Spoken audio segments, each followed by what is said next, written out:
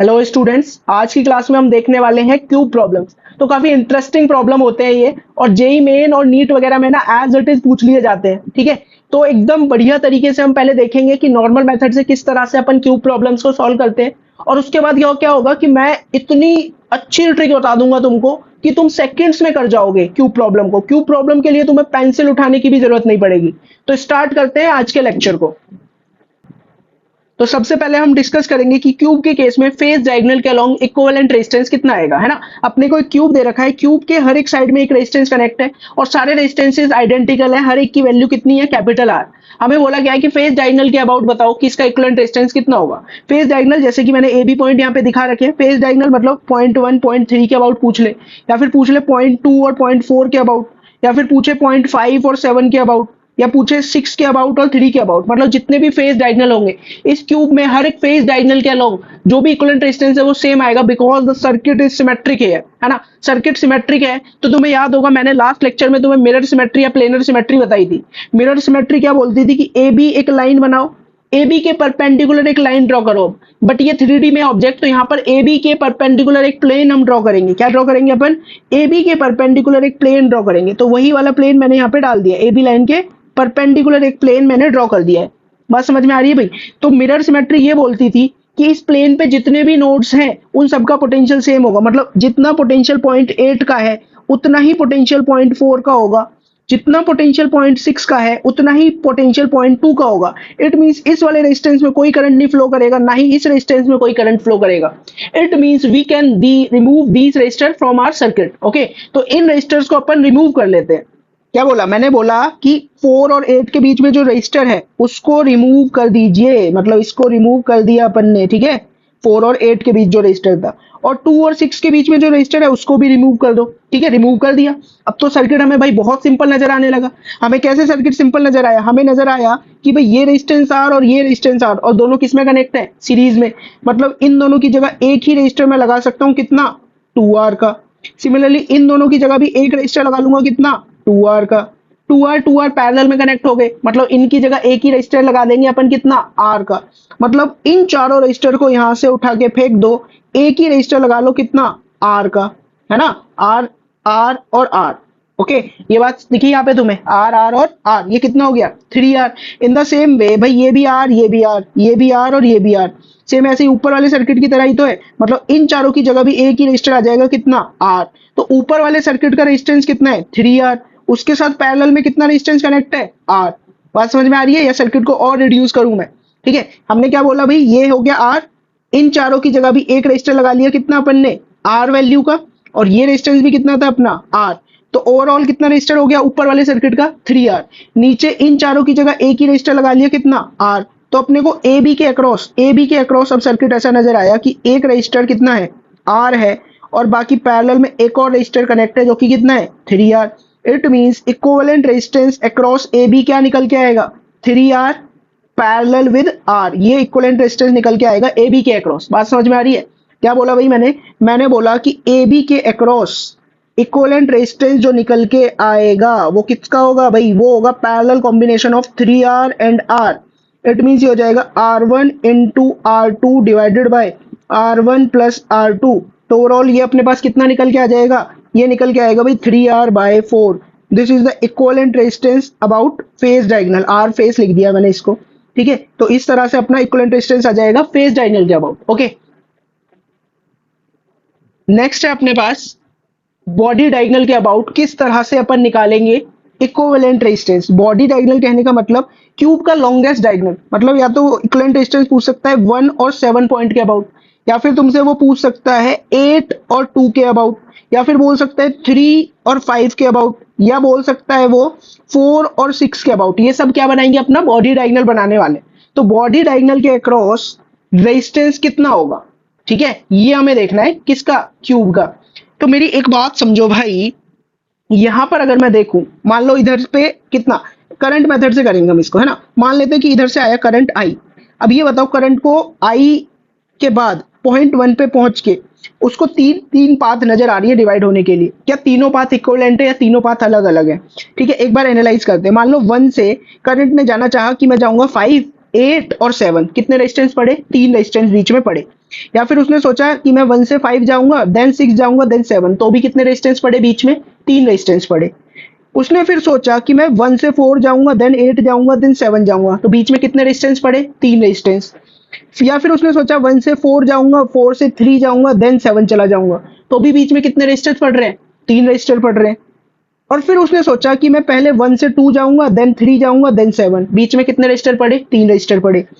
फिर उसने बोला कि मैं 1 से 2 भी जा सकता हूँ, 2 से 6, 6 से 7, तो भी कितने रजिस्टर बीच में पड़ेंगे? 3 रजिस्टर पड़ेंगे। इट मींस 1 से 7 तुम कैसे भी चले जाओ, हर एक पाथ क्या है? इक्वल है, इक्विवेलेंट पाथ है, क्योंकि हर एक पाथ में ही 3 रजिस्टर का सामना करना पड़ रहा है करंट को पॉइंट 1 से पॉइंट 7 पहुंचने के लिए। क्या ये बात तुम्हें समझ में आ रही है? इट मींस हम यहां पर बोल सकते हैं कि करंट इक्वली डिवाइड होगा, करंट इक्वली डिवाइड होगा। यहां पर जाएगा कितना? I/3, यहां भी कितना जाएगा? ये I/3, और यहां भी कितना जाएगा? I/3। सिमिलरली बी पर हमें क्या नजर आएगा? I करंट नजर आएगा, और मतलब यहां से आया होगा I/3, यहां से भी आया होगा I/3, और यहां से भी कितना आया होगा? I/3। अब देखो नेक्स्ट बात सुन लो भाई। नेक्स्ट बात मैंने क्या बोला भाई? देखो, मान लो इस पॉइंट का पोटेंशियल लेट से कुछ V हुआ करता था, V हुआ करता था, तीनों रजिस्टर ये सेम थे, R, R और R। इट मींस इनमें करंट भी सेम जा रहा है भाई, तीनों रजिस्टर में। इट मींस इनका ये वाला जो पॉइंट है, इस वाले पॉइंट का पोटेंशियल अगर लेट से x है, तो इस 4 का भी पोटेंशियल होगा x, और 2 का भी पोटेंशियल होगा x। ऐसा क्यों? क्योंकि तीनों का रजिस्टर सेम, तीनों रजिस्टर का एक पॉइंट कॉमन है, मतलब तीनों रजिस्टर के लिए एक पॉइंट का जो पोटेंशियल है वो सेम है, तीनों का रेजिस्टेंस भी सेम, करंट सेम, एक पॉइंट का पोटेंशियल सेम और रेजिस्टेंस सेम।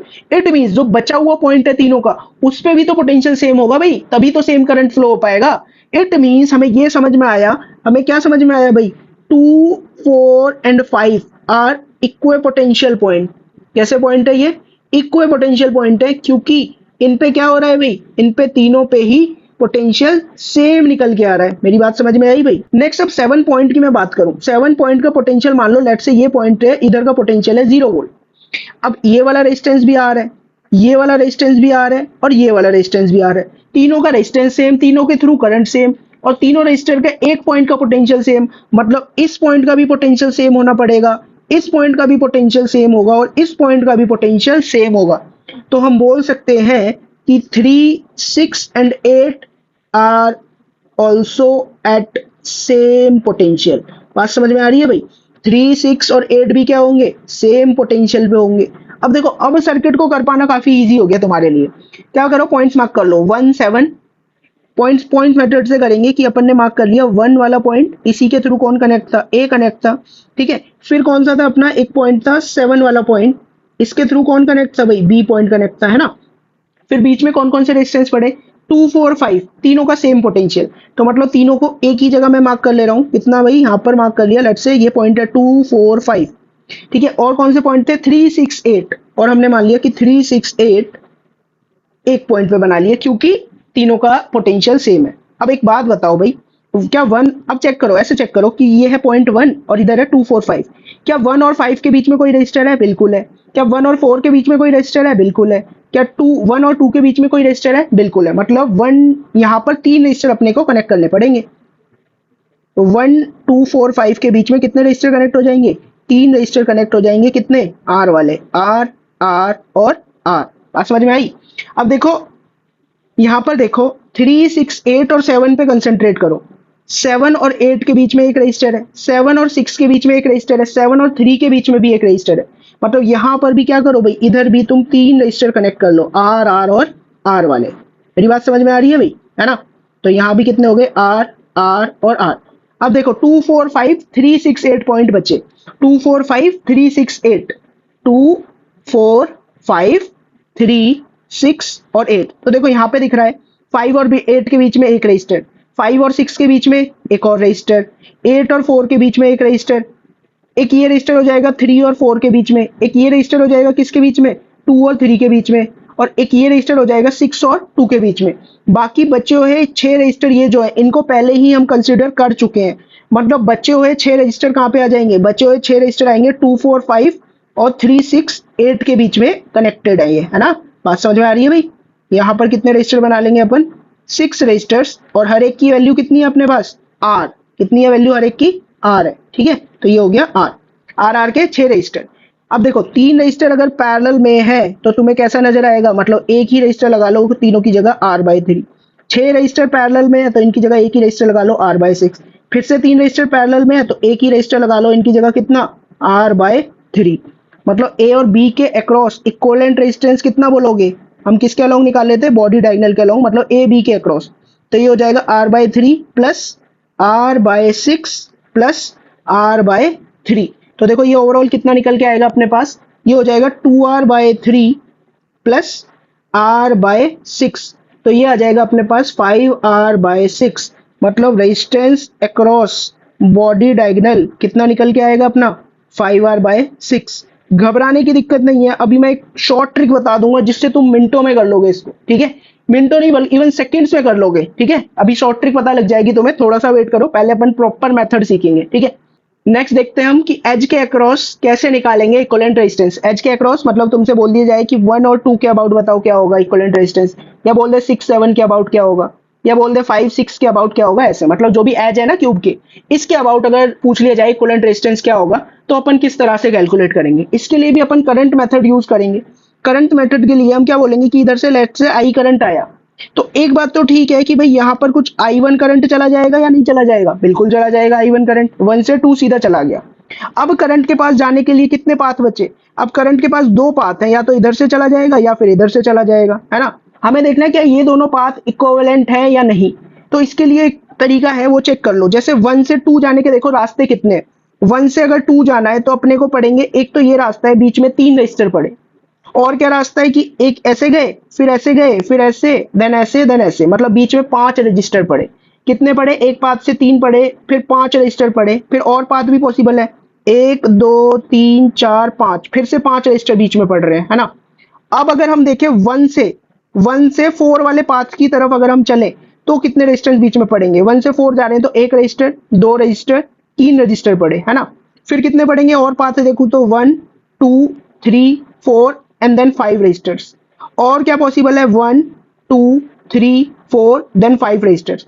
इट मींस ये जो पाथ है ना, ये दोनों बची हुई जो पाथ है, दीज आर इक्विवेलेंट पाथ। मतलब अगर यहां पर करंट गया I2 तो इस वाले रजिस्टर में भी कितना करंट जाएगा भाई, इसमें भी I2 करंट ही जाएगा, because these remaining 2 parts are equivalent. बात समझ में आ रही है, these remaining 2 parts are equivalent. बात समझ में आई। तो देखो भाई यहां पर तुम्हें क्या दिखेगा, बी पॉइंट पे क्या नजर आएगा, बी पर नजर आएगा, चलो ठीक है, इधर से ये I1 करंट आ गया, ऊपर से नजर आएगा कि I2 करंट आ रहा होगा, फिर इधर से नजर आएगा कि I2 करंट आ रहा होगा। अब मेरी एक बात बताओ भाई, यहाँ पे मुझे एक बात बता दो कि मान लो लेट्स से 0.1 का पोटेंशियल अगर मैं V बोल रहा हूँ, है ना। अब इन दोनों रजिस्टर्स पे फोकस करो भाई, इन दोनों रजिस्टर्स के एक एंड पे पोटेंशियल कितना हो गया V, दोनों में करंट भी सेम फ्लो हो रहा है, दोनों का रेजिस्टेंस भी सेम है। इट मींस अगर 5 वाले पॉइंट का पोटेंशियल मैं x बोल रहा हूं तो 4 वाले पॉइंट का भी क्या हो जाएगा, पोटेंशियल x हो जाने वाला है। बात समझ में आ गई भाई। अब सेम वे अगर हम देखें तो हम यहाँ पे लिख लेते हैं कि 0.4 and 5 are at same potential. दोनों कैसे पोटेंशियल पर है भाई, सेम पोटेंशियल पर है दोनों, है ना।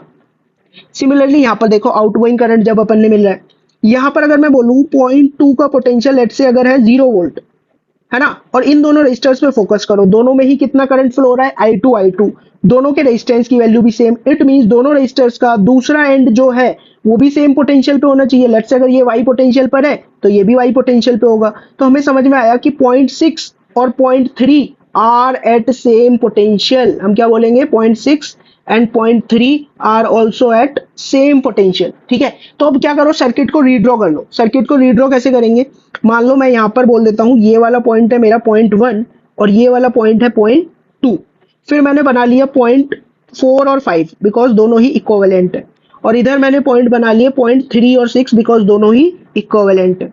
फिर यहाँ पे मैंने मार्क कर लिया let's say this is 0.8 and this point is 0.7, है ना। अब यहाँ पर वापस आ जाओ भाई सर्किट में। सर्किट में वापस आए, हमने देखा क्या 1 और 4 और 1 और 5 के बीच में कोई रजिस्टर कनेक्ट है, बिल्कुल कनेक्ट है। ये वाला रजिस्टर 1 और 5 के बीच में, ये रजिस्टर 1 और 4 के बीच में। इट मींस इन दोनों का काम खत्म, और इनको हम ऐसे सर्किट में यहाँ पे मार्क कर लेते हैं। बात समझ में आ रही है भाई, दोनों को सर्किट में अपन ने क्या किया, मार्क कर लिया। ये रेजिस्टेंस भी आ रहा है और ये भी कितना है, R। अब देखो इधर आओ, इधर देखो कि 4 5 और 8 के बीच में कोई रेजिस्टर कनेक्ट है क्या? बिल्कुल भाई, 4 और 8 के बीच में एक रेजिस्टर कनेक्ट है, एक 5 और 8 के बीच में भी कनेक्ट है। इट मींस इन दोनों रेजिस्टर्स का भी काम खत्म। यहाँ पे अपन ने मार्क कर लिया ये 4 और 8 के बीच वाला, और एक रेजिस्टर है 5 और 8 के बीच वाला, आर और आर। अब देखो 7 और 8 के बीच में कोई रेजिस्टर कनेक्टेड है क्या? बिल्कुल कनेक्टेड है, ये वाला रेजिस्टर। मतलब इसका भी काम खत्म, और इसको भी हमने सर्किट में मार्क कर लिया। रेजिस्टर कितना है ये? आर। ओके, नेक्स्ट देखते हैं। नेक्स्ट हम आते हैं पॉइंट 2, 3 एंड 6। 2 और 3 के बीच में एक रेजिस्टर कनेक्ट है, 2 और 6 के बीच में भी एक रेजिस्टर कनेक्ट है। इट मींस इन दोनों रेजिस्टर्स का भी काम खत्म, और यहाँ पर हमने इन दोनों रेजिस्टर को सर्किट में बना लिया है ना। अब अपन क्या कर रहे हैं, सर्किट को सिंप्लीफाई करने की कोशिश कर रहे हैं थोड़ी सी। नेक्स्ट देखते हैं, क्या 3, 6 और 7 के बीच में कोई रेजिस्टर कनेक्ट है? बिल्कुल कनेक्ट है। 3 और 7 के बीच में एक रेजिस्टर कनेक्ट है, एक 6 और 7 के बीच में भी कनेक्ट है। मतलब इन दोनों का काम भी अपन ने क्या कर दिया, खत्म कर दिया। तो यहाँ एक रजिस्टर लगा देंगे, एक रजिस्टर लगा देंगे अपन, इधर लगा देंगे। बात समझ में आई? अब क्या कोई रजिस्टर बचा? अभी देखते हैं सर्किट में कितने रजिस्टर हुए। 1 2 3 4 5 6 7 8 9 9 हुए, लेकिन टोटल रेजिस्टेंस कितने थे अपने पास? 12 थे भाई, है ना। मतलब अभी भी रजिस्टर्स मिसिंग है। तो वो देखो भाई, क्या 4 और 5, 3 और 6 के बीच में कोई रजिस्टर कनेक्ट है क्या? अगर हम देखें भाई 4 और 5, 4 और 5 के बीच में तो कोई रजिस्टर कनेक्ट नहीं है। क्या 4 और 3 के बीच में रजिस्टर कनेक्ट है? बिल्कुल कनेक्ट है। क्या 5 और 6 के बीच में रजिस्टर कनेक्ट है? बिल्कुल कनेक्ट है। इट मींस इन दोनों का भी काम खत्म कर दो भाई, और इनको भी अपन सर्किट में मार्क कर लेते हैं कुछ इस तरह से। यहाँ पे 2 रजिस्टर और मार्क कर लिए अपन ने। बात समझ में आ रही है भाई? ये भी आर हो गया, और ये भी क्या हो गया? आर हो गया। अभी भी 11 रजिस्टर हुए, एक रजिस्टर मिसिंग है, और वो कौन सा मिसिंग है? 1 और 2 के बीच में जो कनेक्ट है। मतलब इसका भी काम खत्म, और इसको अपन ने इधर की तरफ मार्क कर लिया, रेजिस्टेंस आर। अब इस सर्किट को सॉल्व कर पाना अपने लिए कोई बड़ी बात नहीं। कैसे सॉल्व करेंगे भाई? इसको ऐसे सॉल्व करेंगे कि देखो, ये हो गया r/2, ये भी कितना हो जाएगा? r/2। सिमिलरली ये भी r/2 हो जाएगा, ये भी r/2 हो जाएगा, और ये भी क्या हो जाएगा? r/2। तो क्यों ना इस सर्किट को एक और बार अपन उठा लें यहाँ से, और थोड़ा सा इसको सिंप्लीफाई करने की कोशिश करते हैं। सिंप्लीफाई करने की कोशिश करी तो हमने बोला इन दोनों को यहाँ से उठा के फेंक दो, इनकी जगह एक ही रजिस्टर लगा लो, कितना? r/2। सिमिलरली इन दोनों को भी यहाँ से उठा के फेंक दो, इनकी जगह एक ही रजिस्टर लगा लो, कितना? r/2। इन दोनों को भी यहाँ से फेंक दो उठा के, इनकी जगह एक ही रजिस्टर, कितना? r/2। इन दोनों को भी गायब कर दो भाई, इनकी जगह भी एक ही रजिस्टर r/2, और इन दोनों की जगह भी एक ही रजिस्टर लगाएंगे अपन, कितना? r/2। ये हो गया r/2, और ये भी कितना हो जाएगा अपना? r/2। बात समझ में आ रही है? अब यहाँ पर देखो भाई, ये हो गया r/2 प्लस r/2, कितना आ जाएगा? 2r, है ना। मतलब इन दोनों को भी यहाँ से गायब कर दो, और इस वाले रजिस्टर को बोल दो 2r, और इनको फिर सिंपली इस तरह से अपन कनेक्ट कर देते हैं। बात समझ में आ रही है? अब 2r और r/2 पैरेलल में, 2r और r/2 का पैरेलल इक्विवेलेंट कितना होगा? 2r into r/2 divided by 2r plus r/2। तो ओवरऑल ये तुम्हारे पास निकल के आएगा 2r/5। मतलब इन दोनों रजिस्टर्स को भी गायब कर दो, इनकी जगह एक ही रजिस्टर लगा लो, कितना? 2r/5। बात समझ में आ रही है भाई? तो मैंने क्या किया, इन दोनों रजिस्टर्स को भी गायब कर दिया, यहाँ पर एक ही रजिस्टर लगा लिया मैंने, कितना? 2r/5। अब देखो, अब क्या बचा तुम्हारे पास? अब तुम्हें नजर आ रहा होगा 3 register in series, r/2 plus 2r/5 plus r/2। तो कितना हो जाएगा ये? r plus 2r/5। तो ओवरऑल कितना आ जाएगा ये? 7r/5। नाउ इट्स लाइक कि अपने पास एक रजिस्टर है, कितना? 7r/5, और ये पैरेलल में कनेक्ट है किस रजिस्टर के साथ? r के साथ। इट मींस भाई इक्विवेलेंट रेजिस्टेंस यहीं पे कौन था अपना? a पॉइंट था, और यहीं पे कौन कनेक्ट था? b पॉइंट कनेक्ट था। तो हम बोलेंगे equivalent resistance across a b, this is equals to 7r/5 का पैरेलल इक्विवेलेंट विद r। तो ये कितना हो जाएगा भाई? ये हो जाएगा 7r/5 into r divided by 7r/5 plus का r। तो ओवरऑल ये तुम्हारे पास कितना निकल के आएगा? ये निकल के आएगा 7r/12। हमारे पास निकल के आया कि equivalent resistance about the edge, ये कितना आता है? ये आता है 7r/12। ठीक है। अब देखो शॉर्ट ट्रिक, देखो शॉर्ट ट्रिक बेस्ट पार्ट जो इस प्रॉब्लम का है वो है ये शॉर्टकट। शॉर्टकट क्या है? शॉर्टकट में तुम्हें एक चीज याद रखनी है, that is electric formula for box. क्या याद रखना है अपने को बच्चों? अपने को एक ही चीज याद रखनी है, इलेक्ट्रिक फॉर्मूला फॉर बॉक्स। और you can say EFB, electric formula for box. Electric का E, फॉर्मूला का F, बॉक्स का B उठा लो, है ना। और यहाँ पे ऐसे लिख दो EF एंड B, है ना। फिर क्या करो, फिर कुछ डंडे खींच लो, 3 डंडे अपन ने खींचे, है ना। यहाँ पे नंबरिंग लिखना शुरू कर दो, 1 2 3 4 5 6 7 और आर आर आर लगा दो, आर आर और आर आर आर आर बन गया फॉर्मूला। भाई एच के अलोंग अभी अभी कैलकुलेट करा था 7r/12, इससे भी कितना आ रहा है 7r/12। फेस डायगोनल के अलोंग या फिर अगर देखें बॉडी के अलोंग कितना आया था 5r/6, तो इस ट्रिक से भी बॉडी के अलोंग कितना आ रहा है 5r/6। फेस के अलोंग 3r/4 कैलकुलेट किया था 3r/4 और ट्रिक से भी कितना आ रहा है 3r/4। तो ये बहुत ही खूबसूरत बात है इस प्रॉब्लम की कि ट्रिक से ये कुछ सेकंड 10 सेकंड में तुम कर लोगे, इवन पेन भी उठाना नहीं पड़ेगा, है ना। और इन प्रॉब्लम में खास बात यही है कि इनमें क्या होते हैं सेम रजिस्टर ही दिए जाते हैं तुम्हें। अगर सेम रजिस्टर नहीं दिए गए तब ये फॉर्मूला वैलिड नहीं है ना, तब तो कर पाना भी मुश्किल है, उसको बिना सिमेट्री के ये होगा भी नहीं, ठीक है। तो इसी तरह से क्यूब प्रॉब्लम को भी हमने बड़ी आसानी से कर दिया। अब जेई मेन वगैरह में ये प्रॉब्लम आ गई तो तुम आंख बंद करके टिक कर दोगे, इतना मुझे तुम पे भरोसा है, ठीक है। तो इसी के साथ इस लेक्चर को एंड करते हैं, मिलते हैं फिर नेक्स्ट लेक्चर में। और अगर मजा आया इस क्यूब प्रॉब्लम को समझने में तो इस लेक्चर को लाइक करना और अपने फ्रेंड्स वगैरह के साथ शेयर कर देना। And thank you for watching this lecture.